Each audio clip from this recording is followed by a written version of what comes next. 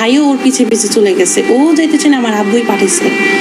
তো যাওয়ার পর ওরা উঠছে এই 1:15 দিকেই, সাথে সাথে বুম, মানে আমাদের মাথার উপর দিয়েই, মানে আমাদের মাথার কাছাকাছি, আমরা নিজেরও দেখছি চোখের সামনাসামনি। আমার সামনে যে একটা বাচ্চা ছিল, ও বুমের সাথে খণ্ড হয়ে গেছে। যতগুলো বাচ্চা ছিল সবই, অনেক বাচ্চা ছিল। এখানে যে কম বাচ্চা মারা গেছে এটা মিথ্যা কথা। ওনাদের কাছে একটা লিস্ট আছে, প্রতিদিন কোন বাচ্চা আসে যায়, ওরা প্রতিদিন অ্যাবসেন্ট আবার প্রেজেন্ট ওরা সব কিছু তুলে রাখে। ওইটা হয়তো বা লুকায় রাখছে, বলবে না, কিন্তু নিজ চোখে দেখছি সব বাচ্চাই ছিল। কেউ খেলতেছে, কেউ দৌড়াচ্ছে। এই বোমেশ ঢুকার সাথে সাথেই শেষ।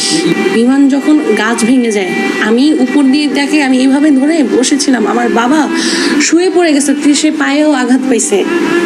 বিমান আমাদের মাথার উপর প্রায় 5 ফিট ছিল, গাছ ভেঙে একদম ডিরেক্ট ভিতরে চলে গেছে। পরে এত আগুন আগুন চড়ে গেছে, আধা ঘন্টার মতো সকলেই ক্যামেরা নিয়ে